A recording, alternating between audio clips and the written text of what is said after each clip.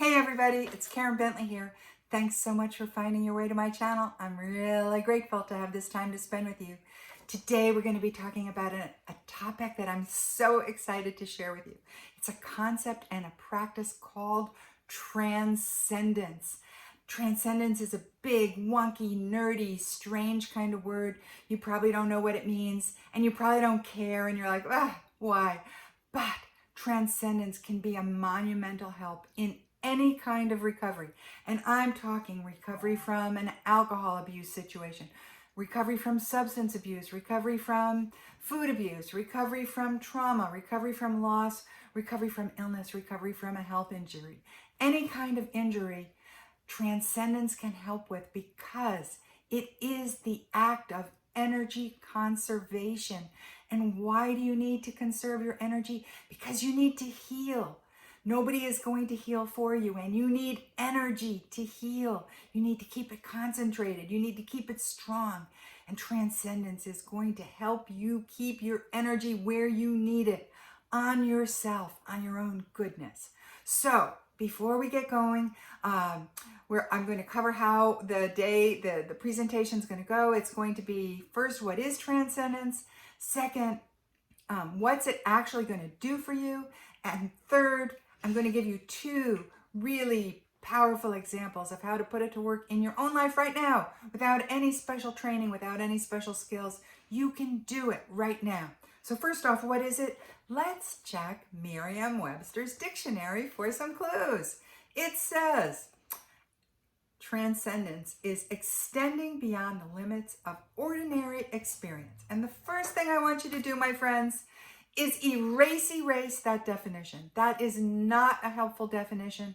That is not an inspiring definition. And that is not an accurate definition, because transcendence is completely ordinary. It is completely natural. It is completely intuitive, and you are already doing it. That's how I know it's those qualities. You are doing it, you just don't know you're doing it because it hasn't been labeled as transcendence, and it's not being done consciously. It's just being done because it's who you are. So here's the situation. Here's how you're going to recognize yourself as transcendent. Imagine that you're meeting somebody for the very first time and you don't know anything about them.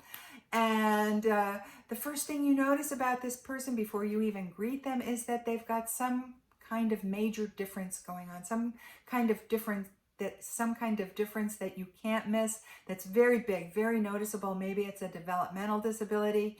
Maybe it's a physical disability, a big one. Maybe it's just the way the person presents self. Maybe they do something that's startling or dramatic or very different, maybe that you haven't seen before. How are you going to greet this person? How are you going to say hello to this person?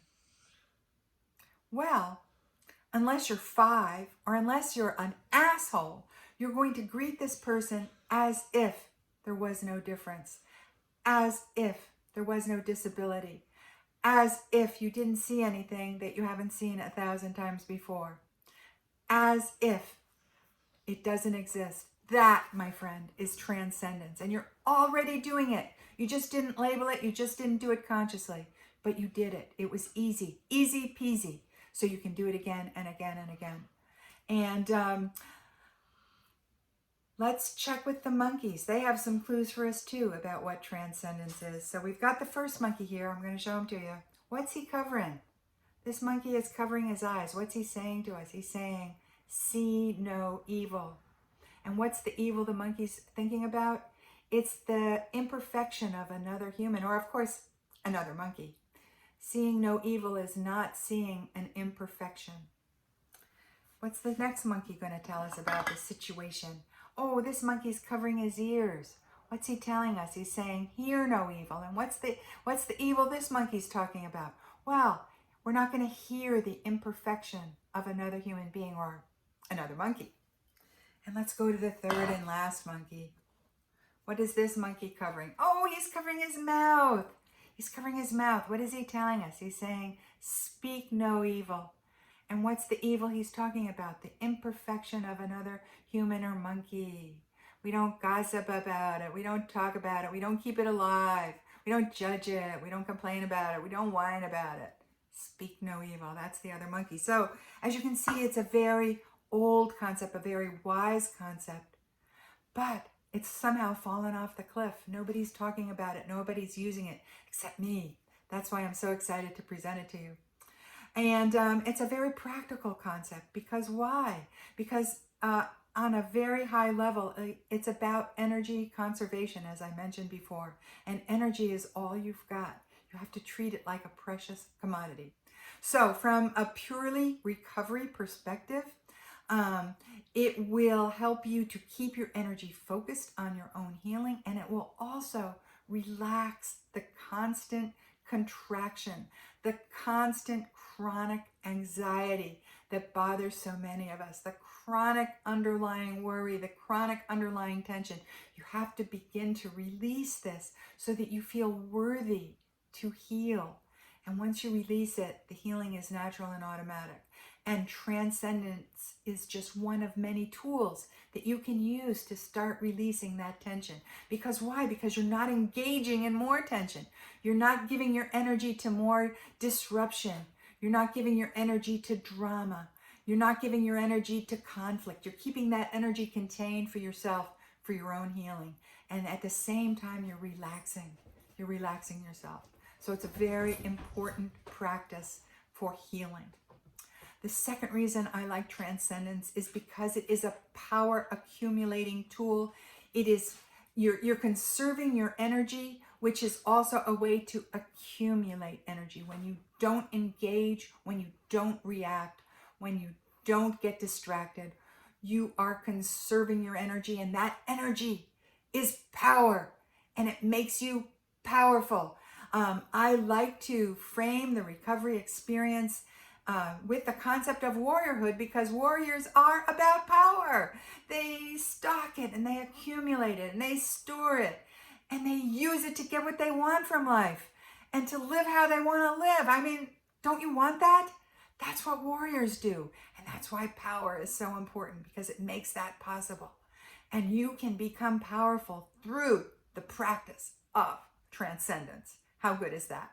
The third reason that I really like the practice of transcendence in recovery is because it enables you to remember yourself as a loving being and also the person that you've previously been judging. So when you don't engage, you're not thinking of people as bad or wrong. You're simply witnessing. And when you simply witness without the judgment, you remember that you like people. Maybe even you love them. And that's another way to relax that contraction. And it's another way to open your heart and to remember that you are love. And that's just another good thing. So those are the three things it's going to do for you. We already know what it is. And now I'm going to give you 2 examples of how to put it to work in your life right now so that you can start getting these benefits. And the first example I'm going to give you is just a traffic incident, a driving incident where some other driver thinks that you did something bad or wrong or annoying. And so what does that driver do? That driver probably starts beeping on his or her horn, or maybe they roll down the window and yell at you, or maybe they, do some gestures at you, or maybe they get up right on your rear bumper and start, harassing you and bullying you, or try to push you off the road by passing in a close way. I don't know. It may be any of those things. It might be all of those things. What do? Do you engage or do you transcend? If you engage, you're into it. You're into it. You're into the conflict. You're into who's right and who's wrong. You're into, showing you're not the boss of me, and you're into getting even, and you're into just, making your own claim on the road. And, you can do that if you want. I don't do it for a couple of really big reasons. One is my own personal safety. I mean, we live in a very big gun culture, and it's highly likely that people have guns under their car seats. And, it's very easy to use a gun to solve a grievance of any kind. So I just don't want to be the target, and I don't want you to be either. And so for the simple reason of safety, I transcend traffic arguments or driver arguments. I don't engage. I try to make the issue as small as possible, get out of it as quickly and as in a inconsequential way as I possibly can. I make the issue small. I make my response small. If I can get away with it, I don't engage whatsoever. If I do have to engage, it's politely and minimal. That's how I react, just for my own safety. But I also do it for another reason, because I am a warrior and I am not. I refuse to give my life energy, my precious life energy, to someone who doesn't matter to me, who isn't worth my life energy. I don't care what that person thinks of me. I don't care what that person does. I don't care how they drive as long as they're not, hurting my safety. I don't care what they do afterwards. I don't care anything. I'm not engaging because I am a warrior and I am keeping that energy for myself, for things that are important to me. Not some crazy driver, not some person who knows not what they do. I'm not giving it to them. So that's my personal reason, and that's how I would respond. It's the same response, two different reasons. Both of them powerful. Both of them help me to remember to transcend, to rise above it, to not engage, to witness. It takes a little bit of wherewithal to do that. It takes some intention and some wherewithal to do it, but you can do it with a little practice. The second example is a little more personal. This actually happened to me many years ago. I was in daily contact with somebody who had the characteristic of embellishing everything. There was no such thing as a simple fact. It always had to be made bigger and better and bolder and more implausible, and just, it would just go on. And I mean, some people might call it lying, and some people might call it exaggerating or embellishing, and some people might call it storytelling. Call it whatever you want. It made me crazy. I had never encountered a person with this very extreme characteristic before. And I went for a long time just being made crazy by it. And then, it came to me one day, there must be a better way. And so I examined my options. What were my options? Well, the first option was to disengage from this person's energy field, which means leave, not engage, not deal with it, just, get away from it and forget about it and, go my way. And that person goes there, and just not be made crazy by it, by not being in that person's energy field. So that was certainly one option. My second option was to ask the person to stop. It is not up to you or me or anybody to correct our brothers or sisters, but we can certainly ask without demanding. We can ask in a polite and respectful way. We can ask in a kind way. We can ask in an intelligent way. That's another option. The third option was to just leave it alone, deal with it, be made crazy, and go home and drink champagne.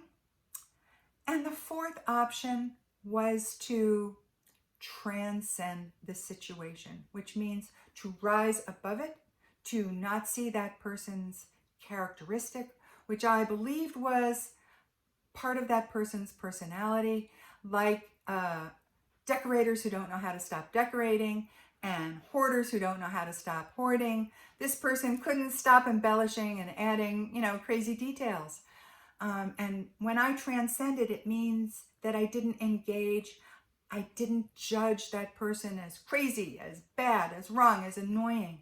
I just observed as a witness, as an impartial witness. It took some intention. It took a little intention to do this, and willingness.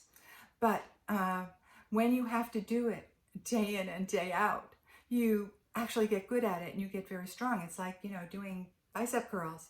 When you start doing them, they might seem hard, but after you do it for 3 months, you get the hang of it, and what seemed hard at once is now easy.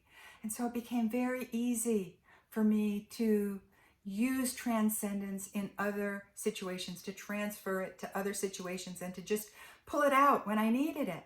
And as I look back now, I have nothing but gratitude for this person. Because why? Because I learned something so important, so useful, so practical.